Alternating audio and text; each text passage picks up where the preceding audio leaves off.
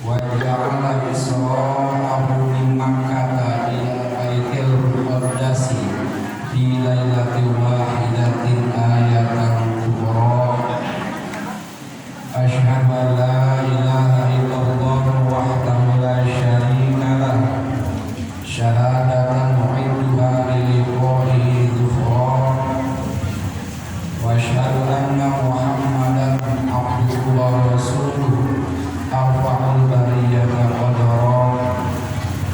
Allahumma sholli wa sallim ala sayyidina Muhammadin wa ala alihi wa ashabihi wa sallama tasliman katsira. Wa qala ta'ala fi kitabihil karim, a'udzu billahi minasy syaithanir rajim. Bismillahirrahmanirrahim. Subhanalladzi asra bi 'abdihi lailan minal masjidil haram ilal masjidil aqsa alladzi barakna haulahu linuriyahu min ayatina innahu as-sami'ul basir. Amma ba'du, fa usikum bi nafsi bi taqwallahi faqad faza man ittaqa wa khaba man taqa. Al-Karramun wal Muhtaramun, para alim ulama, para asatid dan asatidah, para sepuh, tokoh masyarakat, wabil khusus guru kita semua Al-Mukarram Bapak Ustaz Eliuti, wabil khusus Al-Mukarram Bapak Ustaz Jajak, dan juga yang lainnya.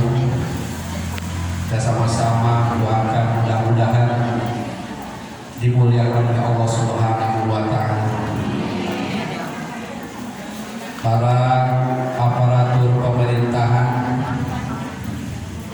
pejabat, wabil khusus Bapak Ketua RW dan jajarannya, dan juga Bapak RT dan jajarannya, kita sama-sama doakan mudah-mudahan diberikan taufik dan hidayah oleh Allah Subhanahu wa Ta'ala.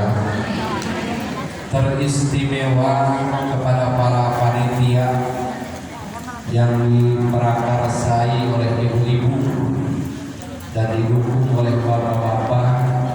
Mudah-mudahan ibu-ibu dan bapak-bapak disolehkan oleh Allah Subhanahu wa Ta'ala.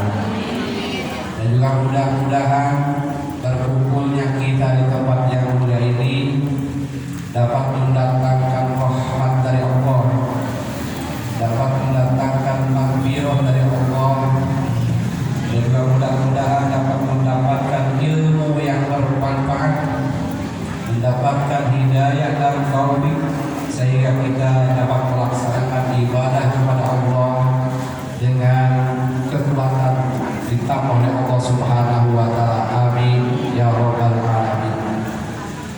Para hadirin kaum muslimin rahimahullah, terlebih dahulu adalah kita panjatkan puja dan puji syukur kepada Allah Subhanahu wa Ta'ala yang telah melimpahkan rahmat dan hidayahnya kepada kita.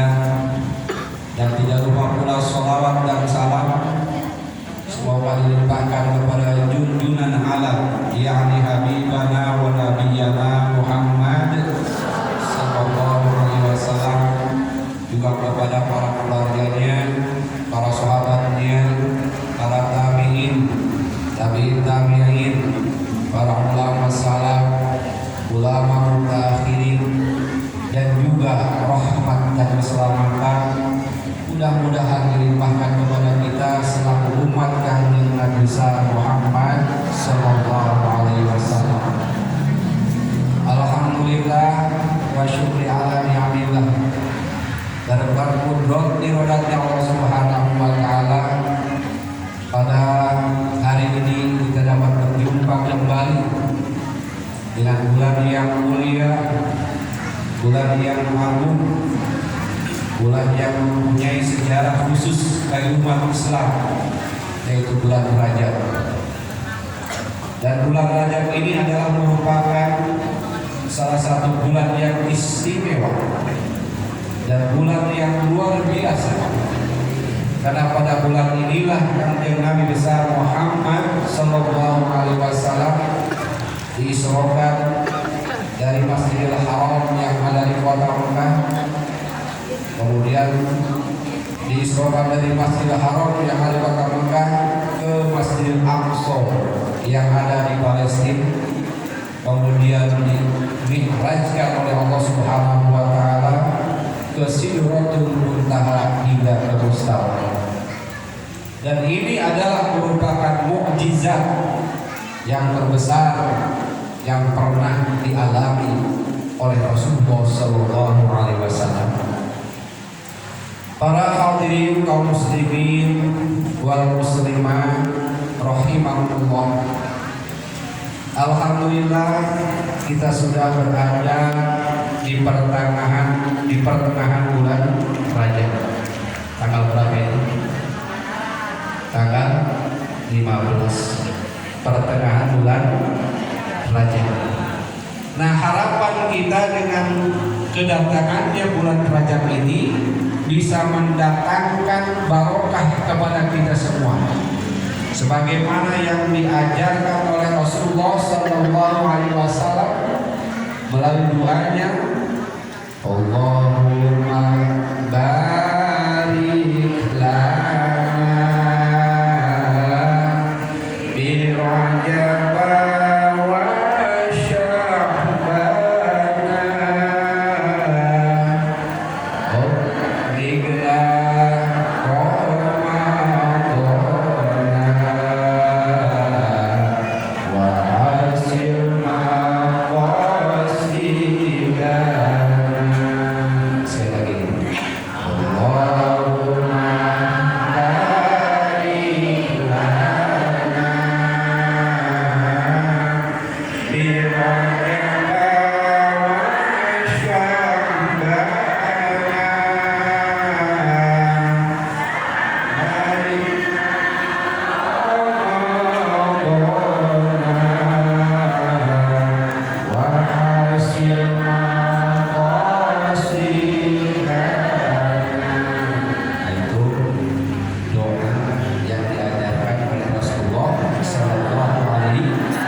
Allahumma barik lana, ya Allah berkatilah kami di Rajab pada bulan Rajab, wa Sya'bana dan bulan, wa balighna Ramadana dan sampaikan kami kepada bulan Ramadan. Insyaallah disampaikan panjang umur kita bisa bertemu lagi untuk bulan suci Ramadan.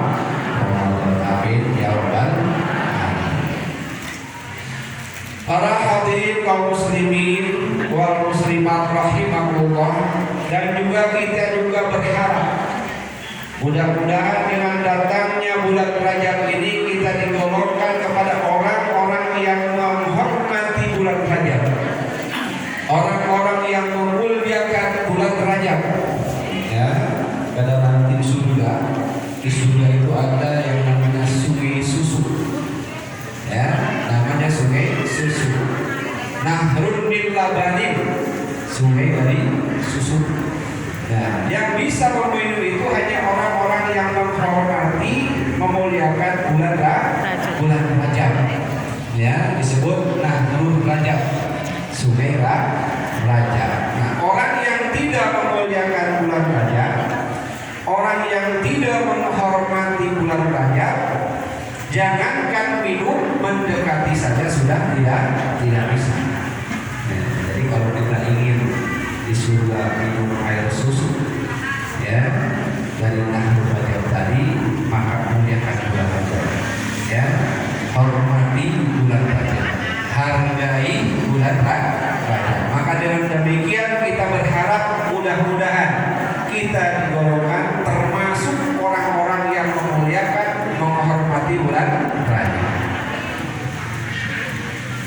Para hadirin kaum muslimin rahimakumullah, Menghormati bulan Rajab itu bukan hanya sekedar memperingati peringatan Isra Mi'raj, tapi menghormati bulan Rajab itu adalah meningkatkan ketakwaan kita kepada Allah Subhanahu wa Ta'ala, meninggalkan kemaksiatan di bulan Rajab. Nah, itu meninggalkan apa? Menghormati, memuliakan bulan Rajab. Nah, dengan datangnya bulan Rajab, kita harus bisa meninggalkan takwa kepada Allah Subhanahu wa Ta'ala dan juga meninggalkan kemaksiatan karena menghargai datangnya bulan Rajab. Ya. Jadi orang yang takwa itu adalah termasuk orang yang memuliakan bulan Rajab. Orang meninggalkan maksiat di bulan Rajab itu termasuk orang yang memuliakan bulan Rajab. Pencuri, maling, wah ini bulan Rajab, saya disuruh dulu pencurinya. Ya, itu termasuk orang menghargai bulan Rajab. Ada orang Islam salahnya kadang-kadang belang beton, ya, zuhur sholat, asar kecapean, maghrib ketiduran, sholat lagi isya. Nah, ini bulan Rajab, saya harus menghargai. Akhirnya dia aktif, ya, aktif melaksanakan sholat 5 waktu karena menghargai bulan Rajab. Itulah yang dimaksud dengan memuliakan bulan Rajab. Ya. Para hadirin kaum muslimin rahimakumullah, bulan Rajab ini adalah termasuk salah satu Ashhurul Hurum, salah satu bulan yang dimuliakan oleh Allah Subhanahu wa Ta'ala. Minha arba'atul hurum, dari 12 bulan itu ada 4 bulan yang dimuliakan Allah. Yang pertama bulan Dzulqa'dah, yang kedua bulan Dzulhijjah, yang ketiga bulan Muharram, dan yang keempat adalah bulan Rajab. Nah, yang 3 berurutan, sementara yang 1 terpisah, yaitu bulan Rajab. Nah, bulan Rajab ini sudah termasuk bulan yang dimuliakan oleh Allah Subhanahu wa Ta'ala. Juga di situ terdapat peristiwa yang istimewa, peristiwa yang luar biasa, yaitu di-mi'rajkan, diisrokan, di-mi'rajkannya Kanjeng Nabi besar Muhammad sallallahu alaihi wasallam. Sudah mulia, ditambah lagi jadi tambah mulia. Jadi pantas kalau di bulan Rajab kita sunnah melaksanakan sahur. Ya, apa tujuannya? Memuliakan bulan Rajab. Bulan Rajab disebut juga bulan istighfar. Tempat orang beristighfar, tobat kepada Allah Subhanahu wa Ta'ala karena mulia. Ya, sudah dimuliakan. Ada lagi peristiwa yang lebih mulia, yaitu Isra Mi'raj Kanjeng Nabi besar Muhammad sallallahu alaihi wasallam. Para hadirin kaum muslimin wal muslimat rahimahumullah, peristiwa Isra Mi'raj ini adalah mesti kita terima dengan hati, dengan iman, bukan dengan akal. Kenapa? Karena akal itu menolak, keluar dari adat kebiasaan, khawarijul adat, keluar daripada adat kebiasaan. Jadi kalau kita ukur dengan akal, sulit untuk mempercayai, mengimani Isra Mi'raj. Tapi kalau kita terima dengan hati, terima dengan akidah, dengan keimanan kepada Allah Subhanahu wa Ta'ala, bahwa ini adalah satu tanda-tanda, satu ayat kebesaran Allah Subhanahu wa Ta'ala, pasti kita beriman, ya, dengan ayat Isra Mi'raj, karena ini adalah satu kebesaran, tanda-tanda kebesaran Allah Subhanahu wa Ta'ala. Para hadirin kaum muslimin rahimakumullah, sebelum pelaksanaan Isra Mi'raj ada satu kejadian yang penting. Ya, kejadian yang penting adalah menentukan sukses sukses dan tidaknya Rasulullah SAW melaksanakan Isra wa Mi'raj. Sukses dan tidaknya Rasulullah menghadap Allah Subhanahu wa Ta'ala. Ya, ada satu kejadian yang penting yang kadang-kadang kita kurang cermat, padahal kita sudah hafal. Ya, Mana di antaranya? ketika pada malam hari Rasulullah Shallallahu Alaihi Wasallam sedang tiduran di Hijr Ismail. Apalagi Ismail itu yang dekat Ka'bah yang ada bundarannya. Kalau yang sudah pernah ke sana apa? Kayak dia belum lihat dari televisi ya. Ya. Nah itu Hijr Ismail. Nah tiduran Rasulullah SAW. Ya, diapit oleh dua sahabatnya yaitu pamannya Sayyidina Hamzah dan juga sepupunya Ja'far bin Abi Thalib. Ya, diapit oleh dua orang. Satu pamannya, satu sepupunya. Datang malaikat Jibril Ya, dan Mikail, dibawa Rasulullah Shallallahu Alaihi Wasallam ke tepi sumur Zam-Zam. ya. Jadi Rasulullah SAW dipindahkan oleh malaikat Jibril ke tepi sumur Zam-Zam. Ya. Sampai tepi sumur Zam-Zam, Rasulullah SAW suruh berbaring. Berbah. Ya. Kemudian Rasulullah SAW berbah. Pasyaqqa sadra, kemudian dibedah dadanya oleh malaikat Jibril. Ya. Nah setelah dibedah dari mulai bawah leher sampai ke ari pusat, terbukalah tubuhnya Rasulullah Shallallahu Alaihi Wasallam. Diambil hatinya oleh malaikat Jibril. Datang malaikat Mikail dengan membawa bejana dari emas, membawa air Zam-Zam. Nah setelah itu hati Rasulullah SAW itu Dibersihkan oleh air Zam-Zam tadi oleh malaikat Jibril. tapi bukan berarti hati Rasulullah SAW itu kotor. Ya, bukan berarti kotor. Tapi untuk memberikan pelajaran kepada kita, Bersihkan hati dari segala penyakit hati. nah proses bedah ini bukan berarti kita jangan pikirin dengan akal. Karena bedah ini adalah bedah atau operasi mukjizat. Tidak mengeluarkan darah sedikit pun. Operasi mukjizat. Tidak mengeluarkan darah. Hanya sebagai simbol. Dicuci oleh malaikat Jibril supaya bersih, tambah bersih hati Rasulullah Sallallahu Alaihi Wasallam. Setelah bersih dimasukkan lagi oleh malaikat Jibril. Jadi hati Rasulullah setelah dicuci bersih dimasukkan lagi ke tempatnya. Ya. Nah kemudian dimasukkan iman. Ya. Ditambah lagi ilmu dan hikmah. Kemudian ditutup oleh malaikat Jibril tanpa memberikan bekas sedikit pun dari bekas operasi tadi. Karena ini adalah operasi mukjizat. Ya, tidak meninggalkan bekas. Ini operasi mukjizat. Jadi itu bisa diterima dengan iman, dengan hati, bukan dengan amal. Para hadirin kaum muslimin wal muslimat rahimahullah. Imam Al-Ghazali mengatakan as-salatu mi'rajul mu'minin. Salat itu adalah mi'rajnya orang beriman.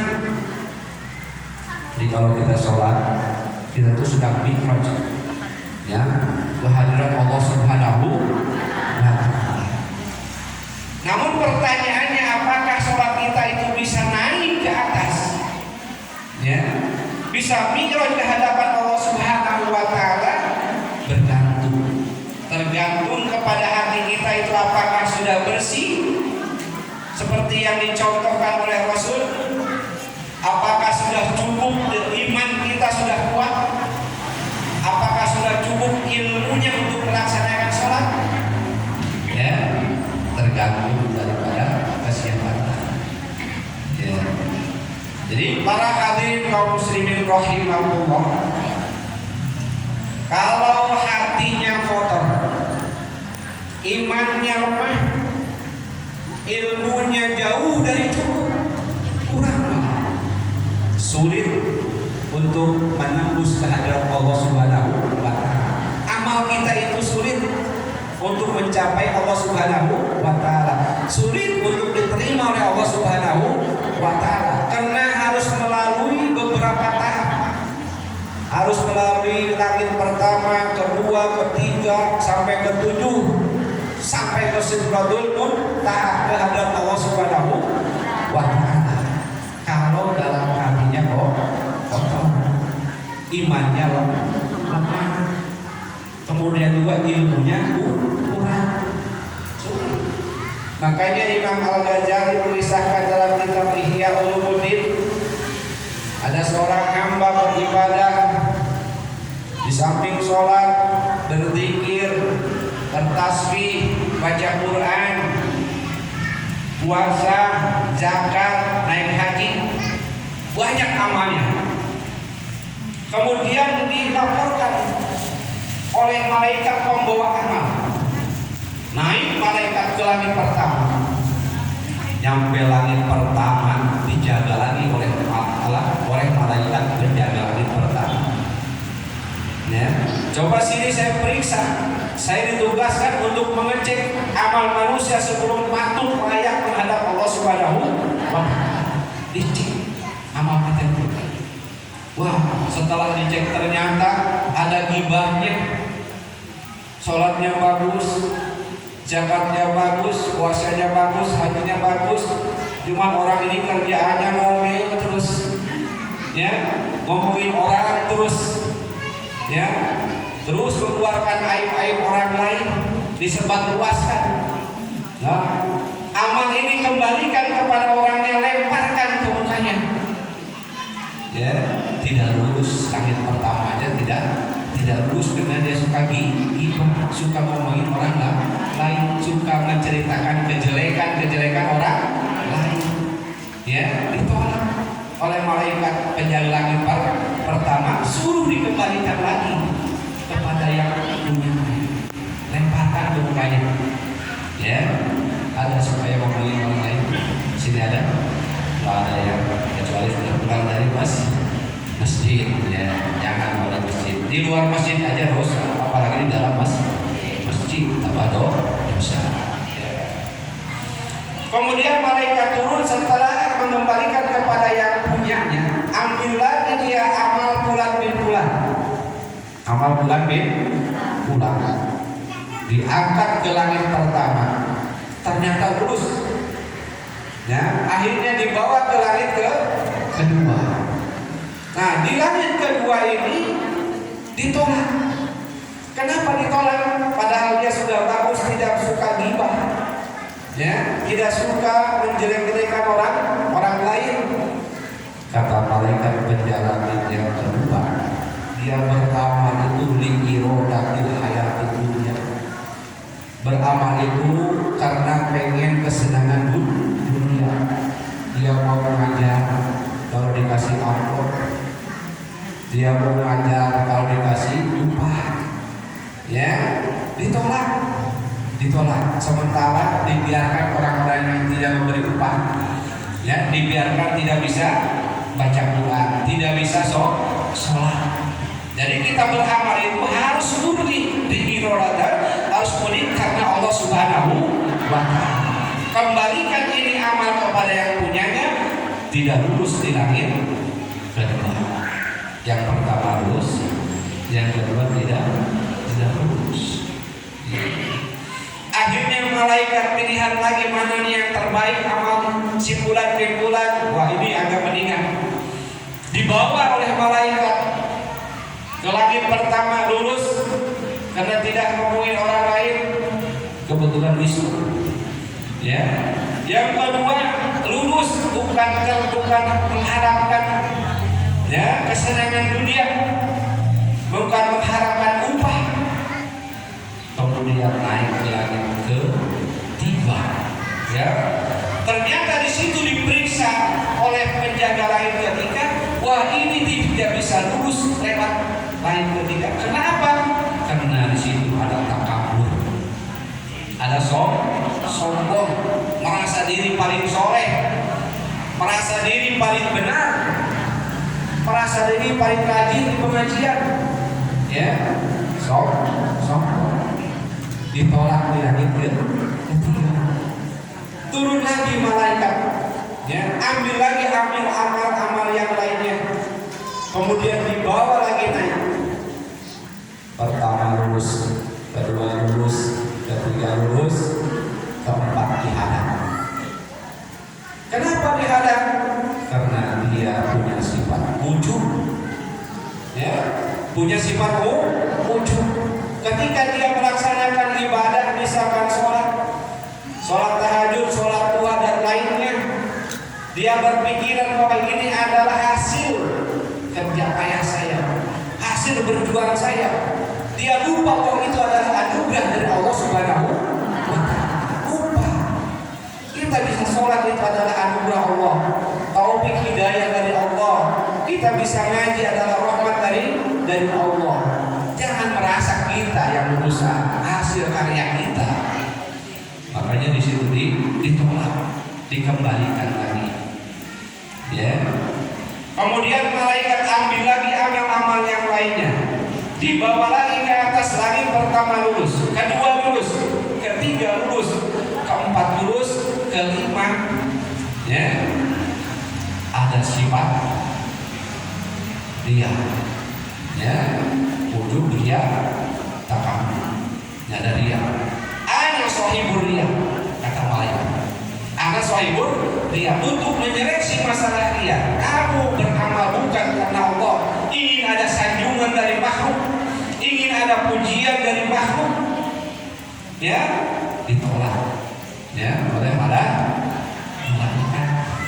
Kemudian bawa lagi amal yang bulat, naik lagi kelima, ditolak. Di situ ada hasud, ya, tidak senang kalau orang lain mendapat nikmat, ya, rajin ibadahnya, rajin sholatnya, rajin tahajudnya, ya, rajin umrohnya, tapi dia tidak senang kalau tetangganya mendapat kenikmatan.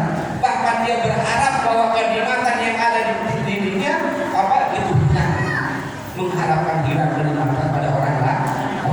Ditolak oleh Allah Subhanahu wa Ta'ala. Di situ ada penjaganya, ya. Naik lagi malaikat, ambil lagi amal yang lainnya, ya. Kemudian 1 lulus, 2 lulus, 3 lulus, 4 lulus, 5 lulus, 6 lulus. Di langit ke-7, orang ini tidak punya kasih sayang, tidak punya kasih sayang terhadap hamba Allah, ya. Fakir miskin, kelaparan dibiarkan sementara dia sholat terus, ya. Zakat tidak mau, misalkan, ya, karena dia kurang kasihan terhadap sesama makhluk Allah. Orang miskin kelaparan dia biarkan, sibuk dengan usaha, dengan amalnya. Amal itu ditolak oleh malaikat. Malaikat tidak bisa menyampaikan usaha. Ini tidak patut, tidak layak. Amal seperti ini naik ke hadapan Allah Subhanahu wa Ta'ala. Makanya ketika sebelum Isra Mi'raj, ya, nah, Rasulullah SAW dibedah dulu, dibersihkan hatinya, ditambah iman, ditambah ilmu dan hikmah, supaya apa? Supaya lulus ke hadirat Allah Subhanahu wa Ta'ala. Jadi kalau kita pengen lulus, pengen diterima amal ibadah kita oleh Allah Subhanahu wa Ta'ala, bersihkan dulu hati dari sifat ujub, dia, takabur dan sebagainya. Setelah itu tambah iman, supaya meningkat iman kita melalui pengajian, ya. Kemudian kita biarkan kepada ibadah sunnah dan lain sebagainya, supaya apa? Supaya meningkat keimanan. Kunjungi para guru kita, ya, minta doanya, minta restunya. Itu di mana keimanan, ya. Kemudian juga tambah ilmu. Tidak cukup hanya bersih hati, iman kuat, ilmunya nggak ada. Lagi ibadah minat ilmin, tidak termasuk ibadah kalau tidak dengan ilmu. Makanya Makanya di sini untuk bapak-bapak disiapin pengajian malam Jumat. Bagaimana caranya sujud, caranya ruku, bagaimana caranya wudu yang benar, bagaimana supaya apa? Supaya amal kita lurus. Ya, supaya amal kita lurus. Jangan bosan. Ya, kadang-kadang syarat dan rukun aja belum hafal udah malas ngaji, kayak orang pinter. Syarat sholat aja belum hafal, rukun sholat belum hafal, apalagi khusyuk, apalagi diterima oleh Allah Subhanahu wa Ta'ala. Nah, ini penting yang kita ngaji. Jadi ngaji sama supaya waktu itu jarak ketawa serius. Ya, ya tapi kalau dia agama juga ketawa seperti itu. Ya, itu harus ada bisa lucu. Kalau lucu sama pelawak aja. Ya, kalau lucu panggil pelawak. Para hadirin kaum muslimin rahimahullah. Jadi Isra Mi'raj itu adalah intinya sholat. Rasulullah Shallallahu Alaihi Wasallam dapat anugerah dari Allah Subhanahu Wa Taala berupa kewajiban sholat. Beliau dipanggil, dijemput oleh Allah Subhanahu Wa Taala. Saking pentingnya sholat, tidak lagi melalui malaikat Jibril, tapi diterima langsung oleh Rasulullah Shallallahu Alaihi Wasallam. Rasulullah SAW ayat langit pertama, ya, malaikat Jibril mengetuk pintu langit pertama. Ditanya sama langit penjaga langit pertama, siapa ini? Jibril. Man ma'aka? Beserta siapa kamu kesini? Ma'i Muhammad. Saya berserta kanjeng Nabi Muhammad Sallallahu Alaihi Wasallam. Karena kanjeng Nabi Muhammad sudah dibersihkan, sudah dipandai tamam, ilmu dari tamam. Kata penjaga lain, masuk. Ya masuk dari Muhammad. Ketemu siapa di situ? Ketemu Nabi Adam. Ketemu Nabi